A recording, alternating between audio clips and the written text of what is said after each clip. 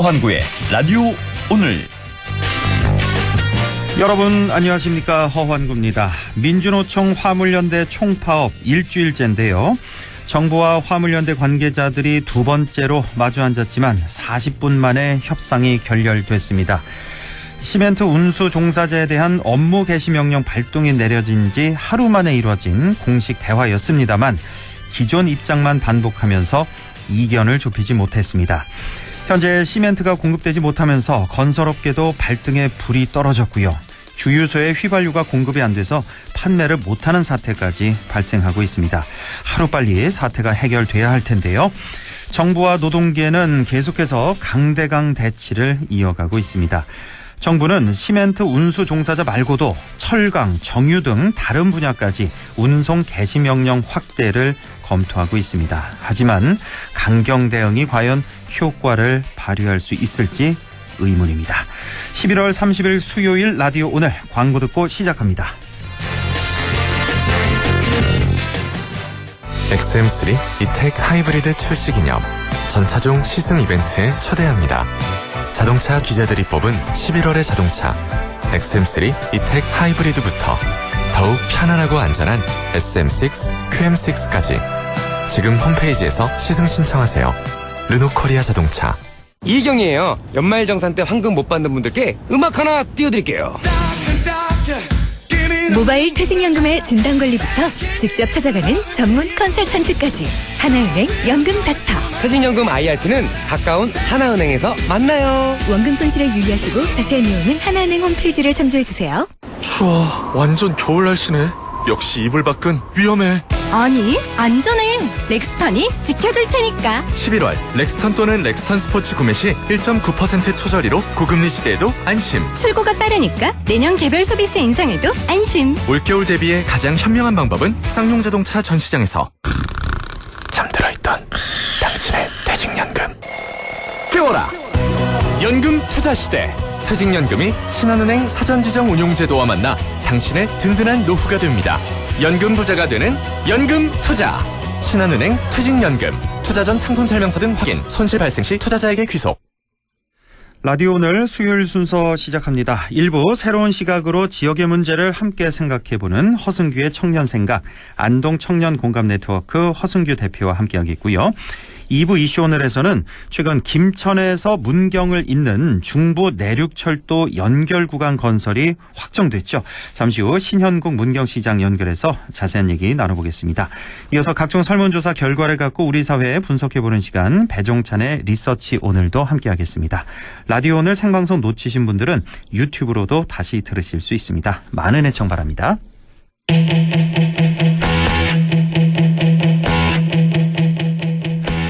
허승규의 청년생각 시작합니다. 오늘도 안동청년공감네트워크 허승규 대표와 함께하겠습니다. 어서 오십시오. 네, 반갑습니다. 네. 자, 지난주에 우리가 지역 먹거리 기본권을 보장하고 선순환 체계를 구축할 수 있는 지역 먹거리 계획에 대해서 말씀을 해주셨는데, 자, 오늘은 어떤 주제 준비하셨어요? 네, 지난주에 이어 먹거리를 주제로 준비했습니다. 먹거리. 예. 기후위기 시대 탄소 중립을 위해서 왜 채식을 하면 좋은지, 어떻게 하면은 채식을 쉽게 실천할 수 있을지 준비했습니다. 네. 초보자도 쉽게 할 수 있는 채식에 대해서 알아보겠습니다. 왜 채식을 늘려야 하는지. 예. 뭐 채식만 하자 뭐 이런 주장하려는 건 아니죠? 네, 들어보시면 압니다. 그래요. 예. 네. 자, 저도 뭐 채식이 건강에도 좋고 환경에도 보탬이 된다는 얘기 뭐 그 정도는 알고 있는데 이게 실천이 좀 쉽지가 않아서 문제인데요.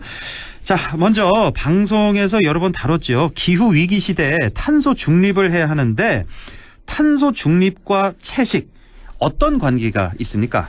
네, 한국 정부를 포함한 국제사회는 2050년까지 탄소 배출량과 흡수량을 동등하게 하는 탄소 중립에 합의했습니다. 2050년까지 탄소 중립하려면 지금보다 배출량을 40%에서 절반 가까이 줄여야 하는데요. 네. 그래서 모든 분야에서 탄소를 감축해야 되는데 고기를 생산하는 과정에서 탄소 배출량이 상당합니다. 네. 그 유엔 식량농업기구 연구에 따르면 전 세계 온실가스 18% 정도가 축산업에서 나옵니다. 아, 이렇게 많습니까? 네, 축산업에서만 18%라고요. 그렇죠. 소의 트림과 방귀가 그 메탄가스 배출의 주요 원인이고요. 예. 그리고 소돼지를 키우기 위해서 들어가는 경작지 면적이 상당한데 이 사료를 공급하기 위해서 기존의 숲이나 곡물이 생산되는 땅을 쓰는데요. 예. 이 사료 생산성을 높이기 위해서 질소 비료를 사용하는데 이 과정에서도 아산화질소라는 온실가스가 배출되고요. 비료에서도 많이 나오는군요. 네, 그리고 탄소를 흡수하는 숲이 일단 줄어들게 되고 예. 숲을 태우는 과정에서도 블랙카본이라는 온실가스가 배출됩니다. 결과적으로 축산업에 쓰일 땅이 커질수록 탄소 배출은 늘고 흡수는 줄어들게 되는 것이죠. 네. 그런데 채식을 했을 경우에 1인당 감축량이 큽니다. 그 영국의 한 연구에 의하면 주 1회 채식으로도 1인당 2200kg의 탄소 배출을 줄일 수 있습니다. 어허. 정리하자면은 우리가 고기를 너무 많이 먹어서 생긴 축산업의 탄소 배출량이 큰데 예. 식습관만 개선해도 탄소 감축에 큰 기여를 할 수가 있습니다. 그러니까 일주일에 한 번만 채식해도 1인당 2200kg의 탄소 배출을 줄일 수 있다는 거. 예. 자, 탄소 중립을 위해서는 지금보다 고기를 덜 먹어야 되고 채식을 늘려야 한다. 이런 건데 근데 이 식습관 바꾸는 게 이게 쉽지가 않거든요. 사실 치킨이라든지 뭐 이런 거 고기 좋아하시는 분들 이거 못 먹게 하는 거 이거 참으로 힘든 일입니다. 뭐 저도 마찬가지고 뭐 허 대표는 어떤지 모르겠는데 자, 이 고기를 좋아하는 청취자분들 어떻게 하면 채식을 좀 더 쉽게 실천할 수 있을까요? 평소에 등산을 안 하다가 갑자기 높은 산에 오르면 탈나지 않습니까? 탈나죠. 그래서 예. 매일 고기 먹던 사람이 갑자기 내일부터 완벽한 채식주의자가 될 수는 없습니다. 그래서 다양한 단계의 채식의 단계를 알면은 차근차근 맞춤형으로 할 수가 있거든요. 그래서 먼저 가장 빡센 단계인 비건이 있습니다. 비건은 완전 채식주의자로 육류 생선은 물론 우유나 동물의 알, 꿀 등 동물에게서 나온 식품까지 먹지 않고요. 식물성 식품, 채소, 과일, 곡식류만 먹는 단계가 비건이라고 합니다. 이 비건 들어는 봤네요, 제가. 예, 비건 완전 채식주의자죠. 그러니까 일체 뭐 채소, 과일, 곡식 정도만 먹는 최상위 단계 비건 단계라고도 라고 하는 거고. 다음 단계가 또 있어요? 그러면? 네, 다음 단계입니다. 이제 점점 쉬워집니다. 네. 네, 다음 단계는 락토 채식과 오보 채식이 있습니다. 이거 처음 들어보는데요. 락토? 네, 제가 우리말로 쉽게 오보? 번역해드리겠습니다. 예. 락토 채식은요. 예. 비건인 상태에서 우유나 유제품, 꿀은 먹습니다. 우유, 유제품, 꿀 정도는 먹는 게 락토 채식. 네, 그래서 우리말로는 뭐 유제품 채식 정도가 되겠지요. 예, 예. 그리고 오보 채식은 비건에서 달걀이 추가됩니다. 우리말로 뭐 달걀 채식 이렇게 보면 됩니다. 예, 그래서 예. 이 두 가지를 합친 즉 달걀도 먹고 유제품도 먹는 채식은 락토 오보 채식인데요. 네. 락토 오보 채식을 쉽게 설명하면은 동물의 몸에서 나오는 음식은 먹어요. 달걀, 우유, 꿀. 우유. 그런데 예. 동물 자체는 먹지 않는다. 이것이 락토 오보 채식입니다. 그러니까 고기 생선은 안 먹는 거예요. 예. 우리가 비건, 완전 채식주의자. 그 바로 밑에 단계가 락토 오보 채식주의자들. 예. 자, 그러면, 해산물 좋아하시는 분들도 많이 계시잖아요. 예. 해산물, 이 정도는 먹을 수 있다. 이런 거죠. 그러니까. 예. 네, 그거는 그 다음 단계입니다. 그 다음 단계입니까? 예. 네, 그러면, 바로 예. 페스코 페스코. 채식입니다. 예. 생선, 오류까지 먹는 채식입니다. 이거 그러니까 처음 닭고기, 들어보는데. 소고기, 돼지고기는 안 먹는데 예, 예. 생선까지 먹습니다. 그래서 생선까지 먹는 단계 네. 페스코 채식. 그래서 예. 해산물 좋아하시는 분들에게 추천을 드리고요. 그 다음은 폴로 채식입니다. 폴로. 이건 뭐예요? 소, 돼지는 안 먹는데 닭고기는 먹습니다. 닭고기만 먹어요 또? 네, 그래서 이거는 준채식주의자라고 합니다. 예. 그리고 마지막으로 플렉시테리언. 플렉시테리언, 그게 우리말로 하면 유연한 채식인데요. 예. 기본적으로 채식을 하지만 가끔 육식도 하는 거예요. 그러니까 일주일에 특정한 요일에만 한다든가 예. 아니면 혼자서는 채식을 하는데 가족이나 직장 동료들과 밥 먹을 때는 뭐 고기를 가끔 먹는다든지. 가끔 먹을 수 있는. 네, 그래서 이처럼 생선까지 먹는 페스코 채식, 닭고기까지 먹는 폴로 채식, 부분적으로 육식을 하는 플렉시테리언, 유연한 채식도 있으니 예. 각자의 상황에 맞게 시작해 볼 수 있겠습니다. 오늘 뭐 주제가 채식이니까 이거 뭐 외울 필요는 없겠고요. 말이 좀 어렵기도 하고. 그러니까 완전 채식주의자 그 채식 단계부터 쭉 말씀드리면 완전 채식은 비건 단계고 그 밑에 달걀 유제품 가능한 건 락토나 오보 채식이고 그 밑에 생선까지도 먹을 페스코. 수 있는 페스코 채식. 그 밑에 닭고기, 폴로. 닭고기만 되는 폴로 채식이 있고 그 밑에 마지막으로 유연한 채식, 유연한 플렉스테리언. 네. 가끔은 육식 먹는 네. 플렉스테리언 채식 여기까지 말씀을 해주셨는데 자 그리고 우리나라 사람들은 뭐 된장찌개, 김치찌개 빼놓을 수는 없잖아요. 근데 그 국물이 다 육수란 말이에요. 네, 그래서 네. 사실 제가 말씀드린 채식 분류법이 서양식이에요.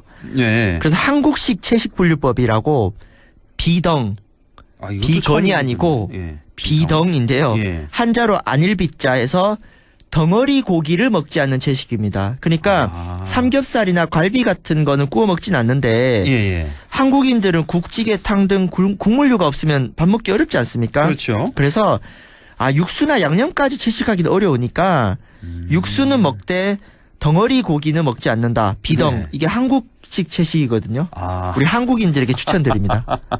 한국식 분류법이 있군요. 또 따로. 이거는 비덩이라고. 공식 어떤 네. 체계라기보다는 우리나라에서 만들어진 문화인데요. 만들어진, 네. 세계 채식 문화도 나라별 맞춤을 해야 되니까. 이거 허 대표가 만든 건 아니고요. 제가 만든 건 아니고요. 원래 있는 거잖아요. 실제 이런 용어를 많이 씁니다. 네. 안일비자의 덩어리에서 고기 덩어리는 먹지 않는 국물은 먹는 알겠습니다. 자, 그런데 채식을 하려면 이제 우리가 이제 우려가 있는 게 뭐냐면 대표적인 질문이 이제 채식만 하면 이거 허약해지는 거 아니냐, 뭐 단백질 모자란 거 아니냐 이런 우려가 있잖아요. 네, 이 대표적인 오해인데요. 채식으로도 충분히 건강해질 수 있습니다.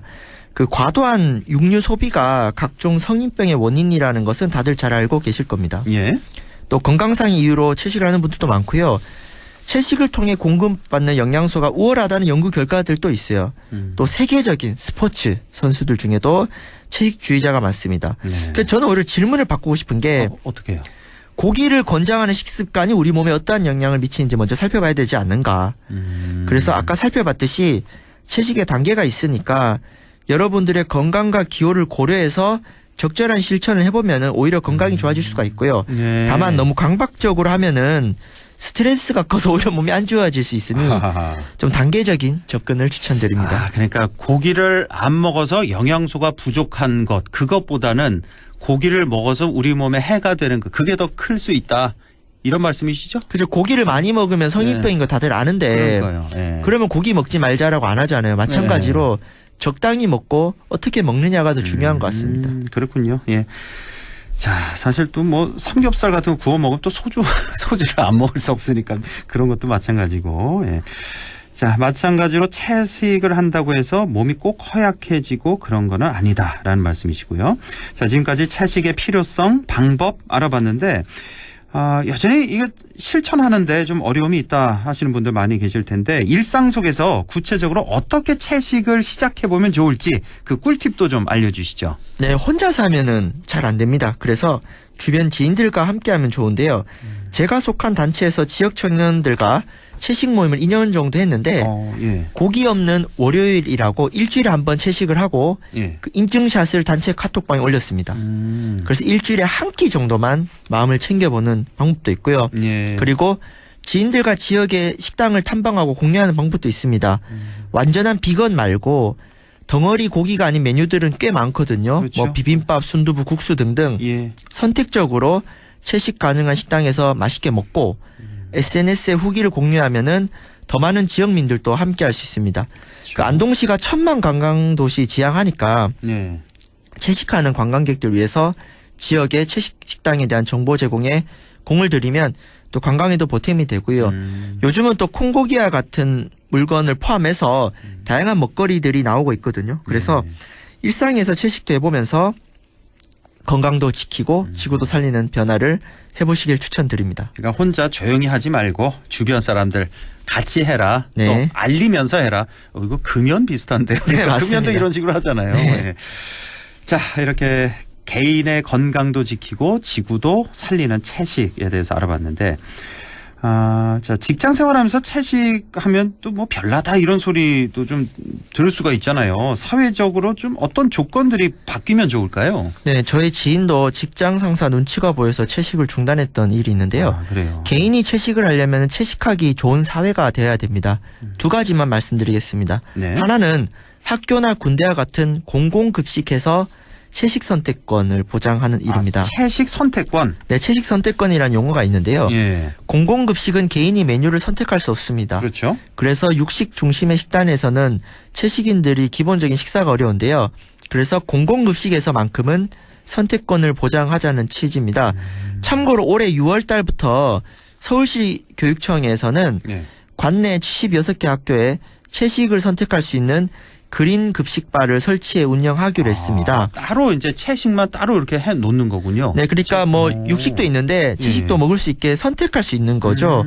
그래서 이처럼 학교와 같은 공공기관에서 자연스럽게 채식 문화를 접하면 채식에 대한 어떤 사회적 거부감도 줄어들 겁니다. 두 번째는 현재 축산업으로 생계를 유지하는 수많은 청취자분들이 있어요. 예. 제 주변에도 많은데 예. 저한테 연락이 많이 올 것 같은데요. 근데 탄소 중립을 추구하면서도 지금 당장 생계를 유지해야 하는 삶들은 지키면서 변화를 해야 됩니다. 그럼요. 그래서 장기적으로 축산업 종사자들이 점진적으로 녹색 일자리로 전환할 수 있게끔 정치와 행정이 징검다리 역할을 해야 합니다. 예. 현재 미국 대통령인 바이든 행정부에선 탄소 배출이 많은 산업 노동자들의 녹색 전환을 위해서 다양한 지원 정책을 하고 있습니다. 축산업 종사자들의 삶을 고려하면서 채식 문화를 넓혀가는 변화를 만드는데 우리나라 우리 지역 정치권도 더 많은 역할 부탁드립니다. 예. 자, 기후 위기 시대에 탄소 중립에 기여하는 채식 문화 확산을 어떻게 시작해 볼 수 있을지 오늘 살펴봤습니다. 저도 이제 뭐 적어도 일주일에 한 번, 두 번 정도는 완전 채식으로 좀 해봐야겠다는 생각이 좀 드네요. 자, 우리 지역민들도 채식 문화에 관심 많이 가져주시면 좋겠습니다. 자, 오늘 말씀 잘 들었습니다. 지금까지 허승규의 청년 생각, 안동 청년 공감 네트워크 허승규 대표와 함께했습니다. 고맙습니다. 감사합니다. 네, 자, 지금 시각 6시 22분 19초 지나고 있네요. 잠시 후 2부에서 뵙겠습니다.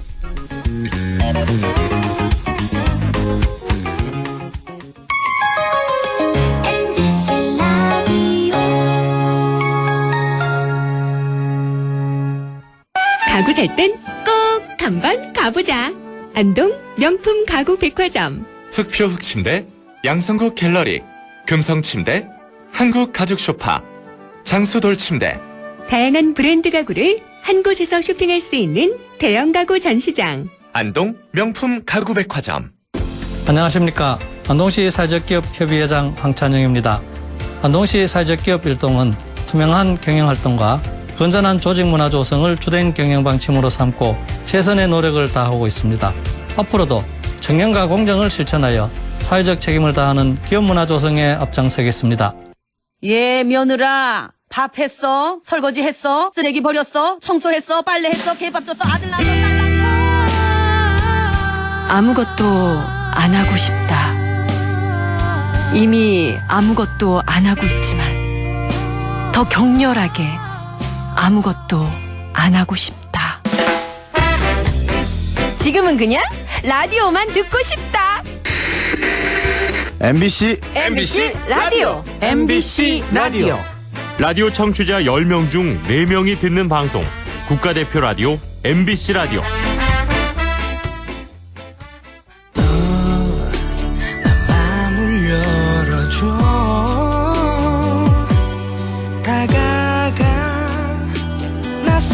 속삭이도록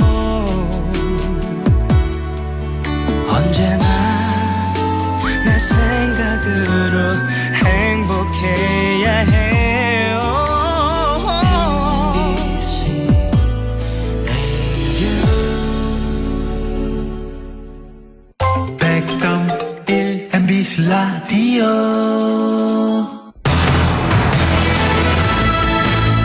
네, 라디오 오늘 2부 이슈 오늘 시작합니다. 서울 수서에서 경남 거제를 잇는 중부 내륙철도인데요. 그 가운데 문경에서 상주, 김천을 잇는 구간이 연결되지 않고 있어서 그동안 우리 지역에서는 이 구간을 잇는 철도 건설을 계속해서 요구해 왔습니다. 그동안 난항을 거듭했지만 지난 22일이죠. 기획재정부에서 주관한 재정사업평가위원회에서 최종 예비 타당성 조사를 통과해 건설이 확정됐습니다. 정말 반가운 일이 아닐 수 없는데요. 문경시 신현국 시장을 연결해서 문경시정과 함께 자세한 얘기 들어보겠습니다. 신현국 시장님 안녕하십니까? 안녕하세요. 예, 반갑습니다. 예. 감사합니다. 축하드립니다, 네네. 먼저. 이게 뭐 정말 그 문경뿐이 아니라 상주, 김천을 포함해서 경북 북부권 지역의 오랜 수건 사업이었습니다. 그럼요. 그래서 이게 뭐 대형 프로젝트고 거제까지 이어지고 총 사업비가 무려 1조 3,031억 원에 달하는 대형 국책 사업입니다.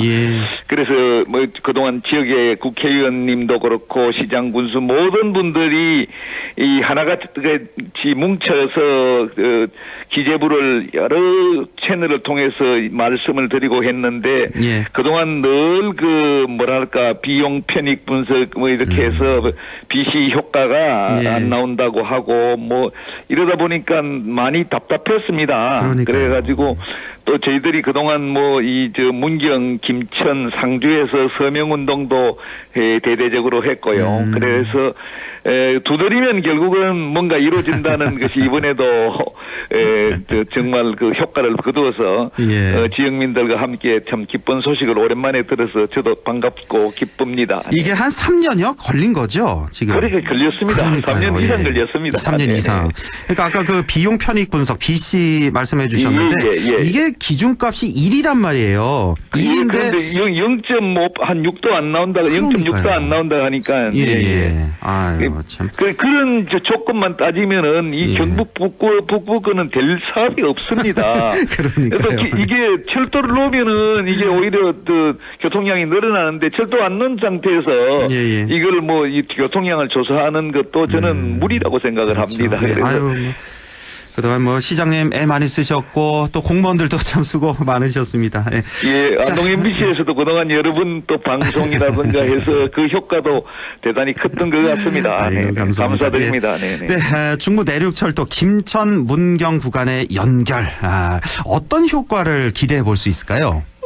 지금은 이제 우리 경북 북부권 지역이 아마 전국에서 가장 낙후됐다 해도 과언이 아닙니다. 그동안 뭐 광산하고 뭐 여러 가지 해서 그동안 지역이 그런대로 활력을 가졌는데 인구가 수도권으로 집중되고 모든 것이 수도권에서 이루어지다 보니까 경북 북부권이 상대적으로 소외됐습니다. 인구는 뭐 반토막이 나고요. 그러다 보니까 그 중에 이제 하나 가장 좀 걸림돌 중에 하나가 철도교통 문제고 결국 접근성 문제고 이런 물류 문제였는데 이번에 이러한 그 대형 프로젝트가 개통됨으로써 완전히 해결된 건 아니지만 이제 길이 열렸다. 이제 뭔가 희망이 보인다. 그렇다면 이제 경북 북부권의 새로운 발전에 서광이 비친다. 뭐 그런 예타가 될 것 같고 저도 이러한 이번에 예타 통과를 통해서 그동안 수건 사업으로 있던 여러 가지 국책 사업의 추진에 조금 더 힘이 실리고 또 희망이 보인다고 생각해서 지역민들과 함께 대단히 기쁘게 생각을 합니다. 그 서울 수서에서부터 저 밑에 경남 거제까지 연결하는 건데 이 전체 이 공사가 2030년 완공이던가요? 제 기억에. 그 정도 됩니다. 맞죠? 그 정도 되고. 그러나 뭐 그것은 이제 우리가 앞으로 또 추진하는 과정에서 속도를 또 더 내고 당길 수 있는 부분이기 때문에 지금까지 예타 통과할 때는 그 노력을 더욱더 한 곳으로 모아서 속도를 더 앞당기는 쪽으로 노력을 해야 될 것 같습니다. 그러니까 이 철도가 완공이 되면 문경에서 서울 수서까지 무려 15분 정도 걸리니까 1시간 남짓이니까요. 수도권입니다. 수도권이에요, 정말. 수도권입니다. 웬만한 분들 철도 타고 다 다니겠는데요. 그렇게 생각을 합니다. 뭐 출퇴근도 뭐 가능한 시간이라고 생각을 출퇴근까지요. 합니다. 예. 그러니까 뭐 안전하죠, 빠르죠. 그러니까 안 탈 이유가 그렇습니다. 없을 네, 것 같습니다. 예.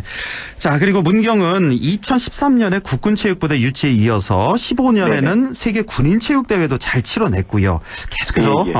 다방면에서 노력을 기울이고 계신데, 지금 한국체육대학교 있잖아요. 여기에 네네네. 유치에 공을 들이고 있다고 제가 알고 있습니다. 우리 신영구 시장님 지난 선거에서 이거 공약 사업 아니었습니까? 제 기억에. 맞습니다. 맞죠? 그래서 예. 처음에 제가 이 공약을 하니까 예, 예. 그게 되겠느냐고 말씀들 하시고 여러 가지 참 어려움이 있을 거라고 생각을 하고 있습니다. 그래서 저는 이 7월 1일 취임한 후 지금까지 그 상당수의 제 역량이라 할까 모든 부분을 한체대 유치에 거의 정성을 쏟고 있습니다. 예. 상무부대를 유치하고 세계 군인체육대를 개최한 문경이 체육도시로서 발돋움하고 또 인구 문제의 감소 문제를 대응하는 가장 효과적인 방법이 이 대학을 유치하는 것이라고 생각을 하고 있고요. 그래서 서명 작업도 했고 또 다음 달 5일 날은 추진위원회도 발족을 합니다. 해서 또 한 번의 기적이라 할까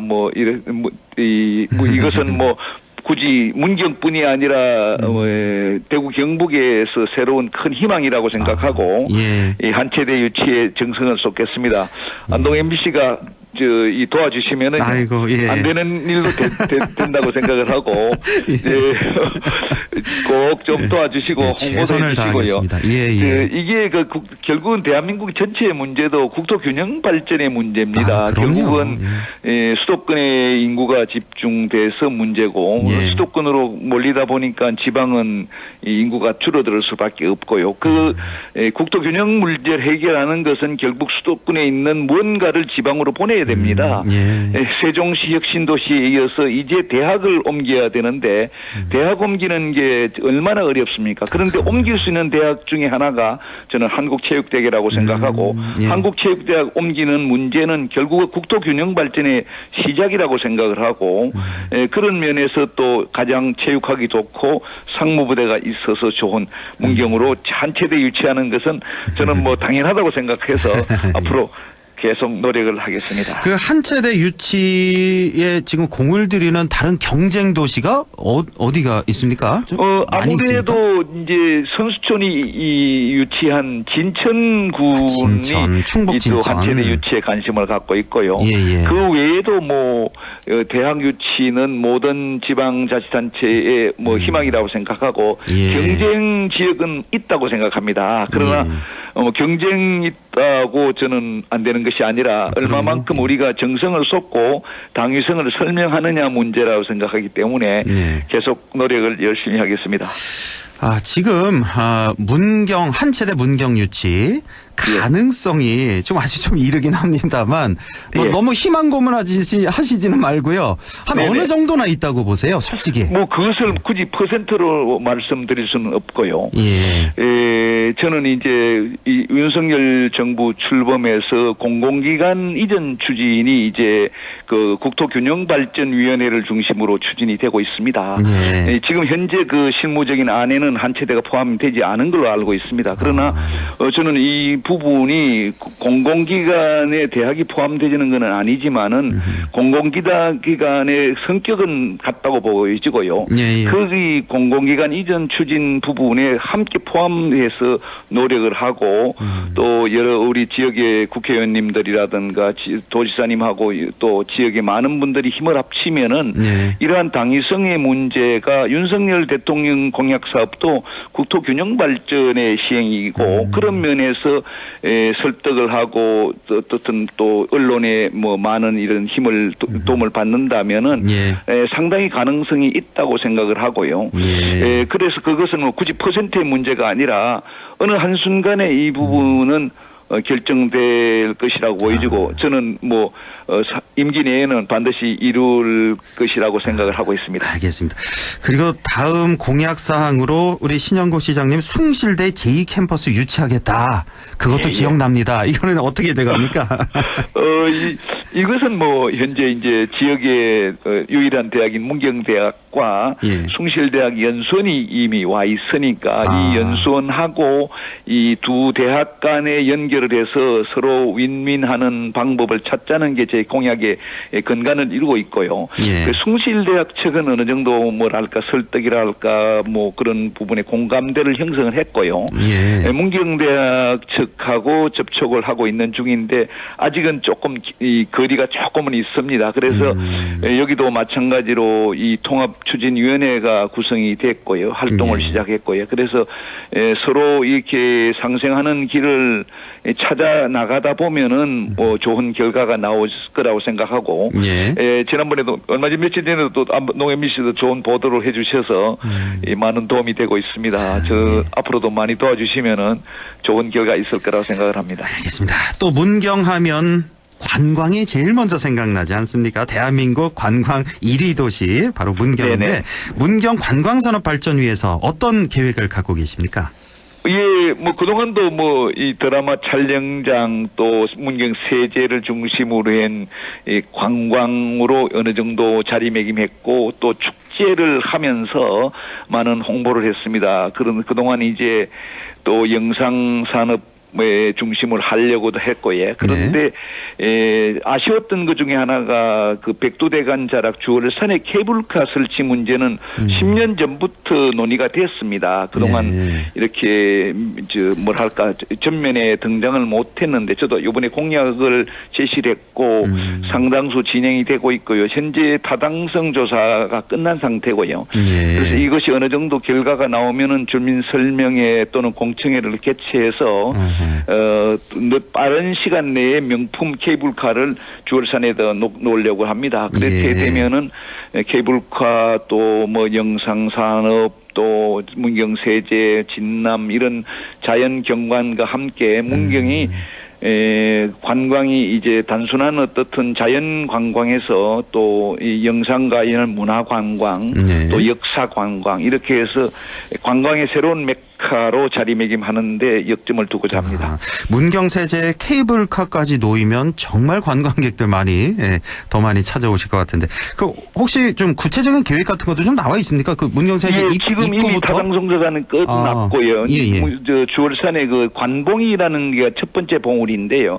관봉까지 연결하는 대개 한 2km 구간 정도가 연결해서 왕복으로 운행하는 것으로 했고요. 그래서 이제 앞으로 설계를 하고 기본 계획을 해서 또 영향평가를 거쳐서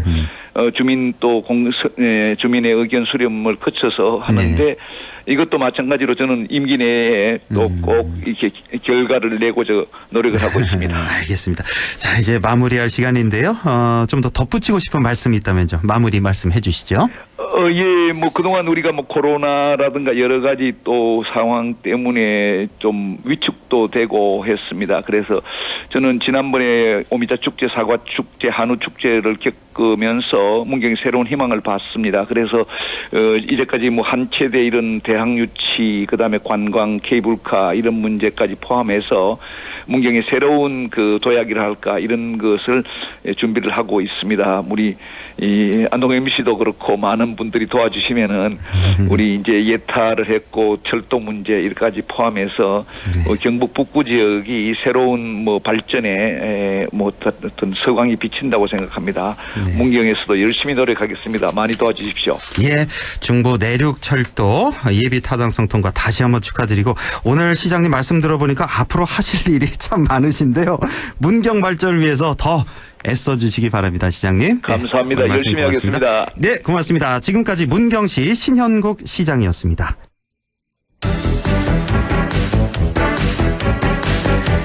리서치 오늘 시작하죠. 오늘도 인사이트 K 배종찬 연구소장과 함께합니다. 소장님, 안녕하십니까?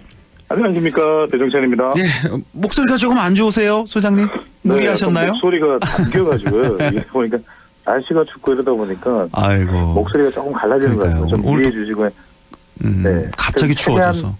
또박또박 목소리를 낼 수 있도록 최선을 다하겠습니다. 서울 더 추운 것 같아요. 이쪽보다도. 그죠? 서쪽 지방부터 이렇게 밀려왔다고 하던데 찬 공기가. 날씨도 좋고 요즘에 뭐 여러 가지 정치 현안이나 경제 상황도 그렇고 움츠러들게 만드는 상황입니다. 그렇네요. 뭐 정치, 경제, 뭐 사회 다 좀 춥습니다, 요즘에. 예. 자, 이태원 참사 국정조사 우여곡절 끝에 합의는 됐는데요. 이게 네. 합의가 된 건지 안 된 건지 잘 모르겠는 그런 상태가 계속되고 있습니다.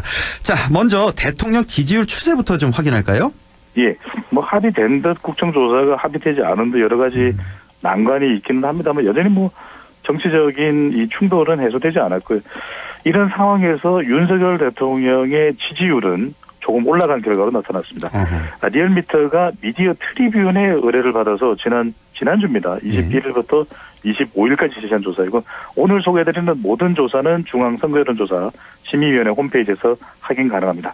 윤석열 대통령 국정수행 평가에 대해서 물어봤는데 긍정평가가 36.4%로 직전 조사보다 3%포인트 올라갔습니다. 그래요? 부정평가는 60.8%로 50%대로 내려오지는 못했지만 3%포인트 직전 조사보다는 더 내려왔습니다. 그러니까 지난 한 주 동안은 윤석열 대통령 국정수행 평가 괜찮았다. 물론 이제 이게 앞으로 본격적인 추세인지 어떨지는 좀 더 지켜봐야 되겠지만 대체로 2주 전보다는 지난주에 실시됐던 조사 결과 윤 대통령의 지지율이 올라간 결과로 나타났습니다. 3%포인트 정도 긍정 올라가고 부정은 내려가고. 자, 이걸 어떻게 해석해야 될까요? 본격적인 반등세로 봐야 되는지 올라간 배경은 어떻게 되는지요? 글쎄요, 이게 어떤 특정한 요인에 의해서 올라갔다기보다는 리얼미터 조사 결과를 보면 응답자층 특정 응답 계층에서 올라간 게 아니거든요. 골고루 조금씩 올라갔습니다. 그래서 전체적으로 2주 전에는 큰 논란들이 불거졌던 반면에 지난주는 조금 불붙었던 논란들이 가라앉는 국면이었다. 해소된 건 아닙니다. 여전히 이태원 참사의 이상민 장관의 거취 그리고 또 이 국정조사가 잘 진행될지 여부 또 이제 MBC 충돌도 남아있는 숙제가 될 수 있는 것이고요. 그런데 이제 국정조사는 일단 난관이 있긴 하지만 받아들였고 이게 어떻게 될지는 모르겠습니다. 또 저는 다른 요인보다는 이제 일각에서는 한 세 가지 정도의 이유로 분석을 하는데 하나는 이제 보수층의 결집이다. 워낙 지지율이 내려간 상태에서 대통령의 지지층들이 핵심 지지층들이 조금 결집이 됐다. 두 번째는 이제 국정조사를 받아들인 것에 대한 긍정 반응이 아니겠냐. 세 번째는 저는 이것이 이제 제가 내놓는 의견인데 저는 도어 스태핑을 하지 않은 것이 대통령 지지율에 도움이 된 것 같아요. 왜 그러냐면 오히려 도움이 됐다. 긍정이 올라갔는데 부정은 그만큼 또 빠졌거든요. 그 이유는 뭐냐면 긍정이면서 부정적인 부분이 다 해소됐다. 긍정이 올라가는 원인도 되고 그 부정평가는 내려오는 데 대한 동력도 되는 원인도 되는 그런 이슈가 뭘까? 가령 지금 다른 이슈들은 특별히 그런 이슈가 없거든요. 근데 도어 스태핑에 대해서는 상당히 부정적인 여론이 국민의힘 지지층 내부에서도 많을 정도였기 때문에 도어 스태핑이 제 분석은 그렇습니다. 물론 다양한 분석도 있고 앞으로 이제 추세를 더 봐야 되겠습니다만 도어 스태핑을 안 하니까 오히려 화근이 될 만한 것이 없는 것이 더 논란이 될 만한 것이 없는 것이 지금도 화물연대 파업과 관련해서 또 국정조사에서 이상민 장관의 또 파면 여부에 대해서 해임 건의안 또 탄핵 소추권에 대해서 도어 스태핑에서 질문을 한다면 어떻게 되겠습니까?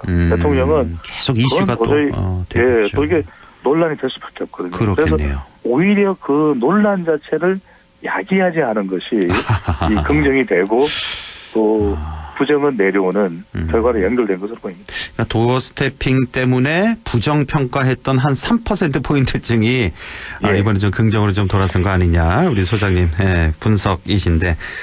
그나저나 이상민 장관 해임 건의안을 발의를 했네요. 오늘 오후에 제출을 했는데 이거 만약에 사퇴 안 하면 정기국회 내 탄핵 소추안까지 내겠다. 이렇게 지금 민주당에서 밀어붙이고 있는데 글쎄 이게 지금 지난 12구 참사 이후로 계속된 논란인데 이상민 장관 거취 문제 지금 좀 많이 늦었습니다마는 지금으로 봐서 어떻게 정리하는 게 이게 정답일까요?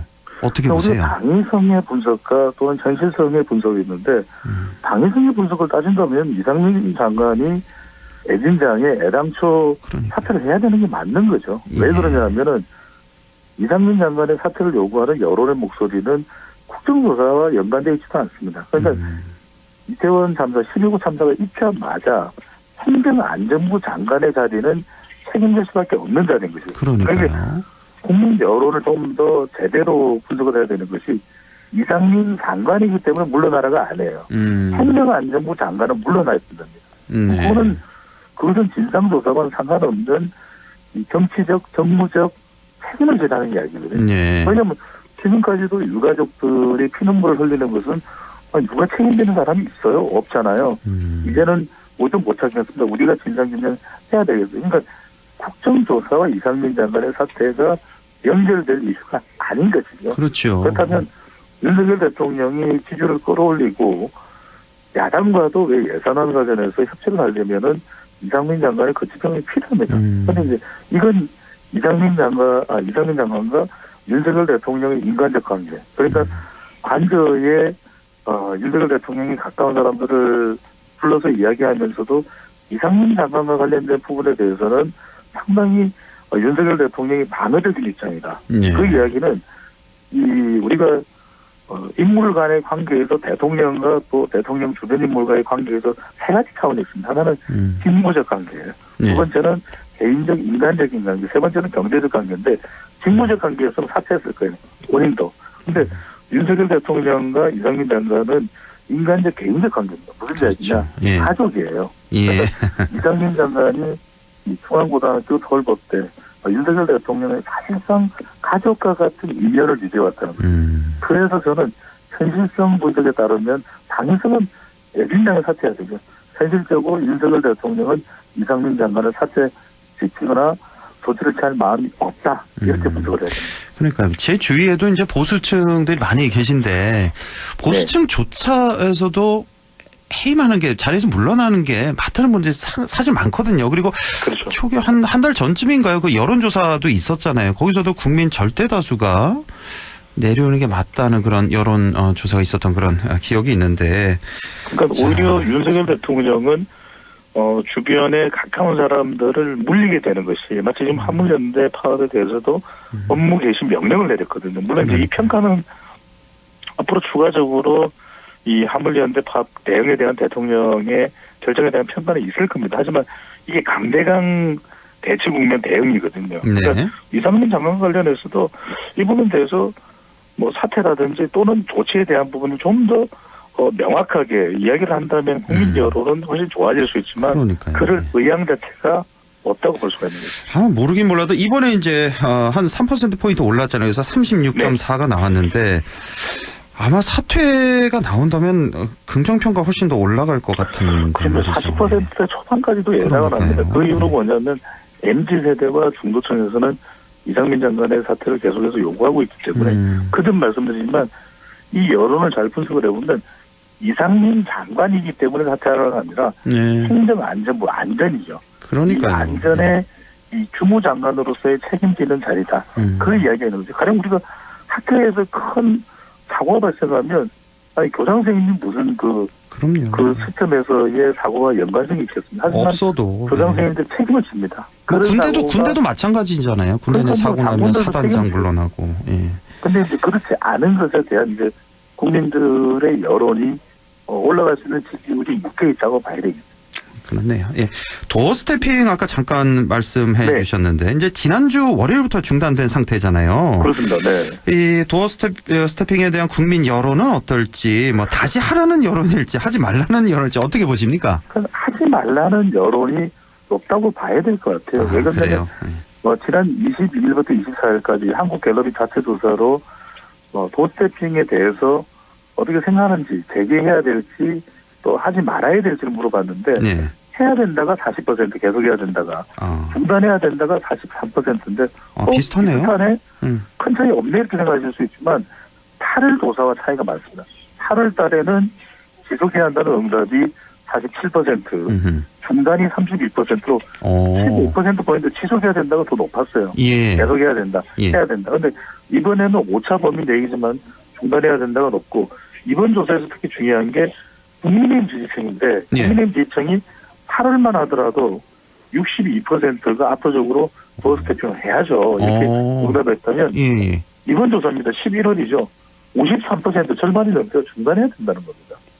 그래요. 그래서 역전이 됐군요. 다른 문항이 아니라 이 한국 갤럽 조사에서도 윤석열 대통령의 지지율이 1%포인트 올라갔거든요. 네, 예. 그 이야기는 뭐냐면 결과적으로 이 도어 스태핑을 안 한 것이 참 아이러니하지 않습니까? 윤석열 대통령은 소통을 위해서 대통령 집무실을 용산으로 옮겼고 또 도어 스태핑을 했는데 정작 도어 스태핑을 중단하고 나니까 지지율이 올라간 겁니다. 그렇군요. 예. 자, 한 가지 이슈 좀 더 여쭤볼게요. 이번 예. 주 저희 라디오 오늘에서 이제 파업 사태 계속해서 다루고 있는데 인터뷰를 네네. 하고 있는데 화물연대 파업에 대해서 정부는 계속해서 초강수를 두고 있고 어제는 또 예. 업무 개시 명령까지 발동을 한 상태인데 자, 최근에 화물연대 파업과 정부 대응에 대해서 우리 소장님 어떻게 생각하시는지요? 예. 우리가 이제 결과론적인 해석을 해버리면은 상당히 이제 파업에 대해서 부정적일 겁니다. 우리 국민들 중에서 뭐 파업을 좋아라 하는 국민들은 없을 텐데요. 왜냐하면 지금 서울도 1호선에서 8호선까지 파업이 되다 보니까 운행을 안 하는 건 아닙니다. 오늘 아침부터 그랬잖아요. 파업했죠. 예, 상당히 이제 많은 승객들이 배차 간격이 이제 길어지기 때문에 예. 불편함을 동반합니다. 당연하죠. 그런데 이제 이것 자체를 이제 파업은 불법이다. 파업이 불법이냐 이런 관점으로 접근하면 노동계에서는 절대 파업을 할 수가 없죠. 왜? 파업은 불법이고 불법은 범죄가 돼버리거든요. 네, 예. 그래서 지금 화물연대의 파업 노동자들은 범죄인이 돼버린 겁니다. 범죄자가 돼버린 겁니다. 예. 근데 문제는 뭐냐면 대통령의 업무 개시 명령을 내린 것으로서 문제가 해결된다면 결과론적으로는 긍정적일 수가 있습니다. 왜? 파업을 해결했습니까? 그런데 허행크께서 보시거나 우리 청취자분들이 들으시면 이건 보수나 진보의 관점이에요. 그러니까 업무 개시 명령을 내리더라도 해결되기가 어려워요. 왜? 지금 별사항전을 이야기하고 있거든요. 예. 이걸 정치적 파업으로만 본다면 그렇게 몰아갈 수 있을지 몰라도 생존 파업의 성격이 상당히 특히 드러나는 것이 바로 이 안전 운임자들 먹고 사는 문제입니다. 예. 그건 뭐냐면 적어도 가정론적인 접근을 해야 되는 거죠. 결과론적으로 이게 산업에 막대한 피해를 초래하고 이들 때문에 지금 건설 현장이 셧다운 됐습니다. 이렇게 해버리면은 어느 국민들이고 노동계의 파업에 대해 생존권을 지키기 위한 부분에 대해서 호의적인 여론이 어디 있겠어요. 그래버리면은 대통령의 업무 개시 명령 가자 고 이거에 대해서 이제 점수를 더 딸 수 있는 요인이 되겠지만 문제는 뭐냐면 이렇게 해서 해결되겠냐는 거죠. 저는 그래서 적어도 밀도 높은 협상을 적어도 열흘에서 보름 정도는 더 머리를 맞대고 국토교통부 장관도 또 주무부처의 장관도 더 머리를 맞대고 정말 우리가 실질적인 협상 부분이 있거든요. 왜냐하면 안전운임제의 지속 연한 이 투자과 관련된 부분도 있지만 품목 확대 부분들 더 세밀하게 촘촘하게 나눠서 조율하고 협상하고 사회적 합의 이럴 부분이 없지는 않습니다. 그러니까요. 그러면 예. 그걸 통해서 이렇게 우리가 정부에서 했는데도 불구하고 또 이런 내용이 안전운임제 통제 관련된 분석이 데이터로 나왔음에도 불구하고 화물 기사분들이 계속해서 파업을 하는 것은 이거 국가경제에 심각한 타격입니다. 그때는 12월 중순에는 업무 개시 명령을 내릴 수밖에 없습니다. 이런 가정론적인 접근, 좀 더 협의를 통한 현장 조정, 사회 합의, 마지막에 법적인 조치는 최종 조치. 그러니까 대통령이 이제 불법이다. 예. 공권력을 투입하겠다. 여러 건을 해제해버리겠다. 이래버리면 추가적인 협상권이 없어. 협의할 수 있는 여지가 없어져 버린 거죠. 그래서 저는 말씀드린 어느 한쪽이 옳고 아니고의 문제를 떠나서 가정론적인 접근을 하느냐 아니면 결과론적으로 이거 파업은 범죄야 라는 접근을 하는 거는 분명히 구분될 필요가 있습니다. 그러니까요. 예, 오늘도 협상이 있긴 있었고 지난 월요일에도 있긴 있었는데 정말 이게 명분 쌓기용 협상 아니냐 이런 비판까지 나오고 있는 게 다 우리 소장이 이런 말씀 이게 좀 뒷받침이 되는 것 같습니다. 오늘 시간이 다 됐어요. 여기까지만 하겠습니다. 인사이트 K 배종찬 연구소장과 함께했습니다. 고맙습니다. 감사합니다.